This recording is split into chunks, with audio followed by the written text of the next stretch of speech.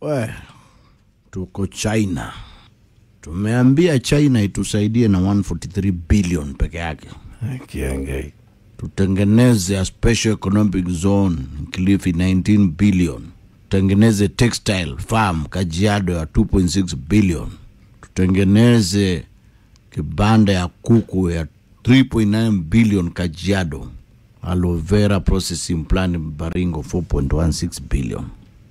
Unajua China ndio wako na pesa sasa peke yake. Juko sasa hapa Trump ameamua peani pesa. China is now a demigod. If you do not bow down to China, kuisha wewe. America don't care. They don't give a damn. Alright? They don't give a damn. And we don't give a damn. Basi wacha tuende China. You go do you, I'ma do me. Kiangai. Lakini sijui tuwaambie ukweli ama tuachane nao. Hai? Tuambie Didi. Ukweli. China. Hai? Tulipangi. Hatuna pesa. Wakingojea malipo. Kuja wafanye kitu wanafanya hapa. Tuna pesa. Kuna mtu ana pesa hapa sasa. Kuna. Tuambie ukweli. Tuambie. Wangeenda na kamtu kamoja kakuambia ukweli. This is my Prime Cabinet Secretary Musalia Mudavadi, and this guy ni ya kuambiana ukweli. Kuna jamaa alikuwa anaitwa Newton Kulundu, unamjua? Yes.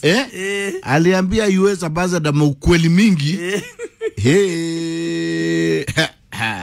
Oh my God. Unajua basa ingine afadhali unyamaze kama vice president wa Uganda.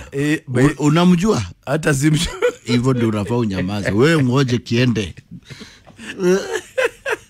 Juu hapo walimu lazima walipo na lazima hii maisha iendelee.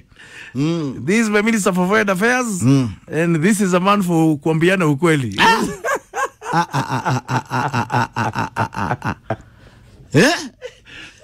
Kaki natembea fulani yako hapo.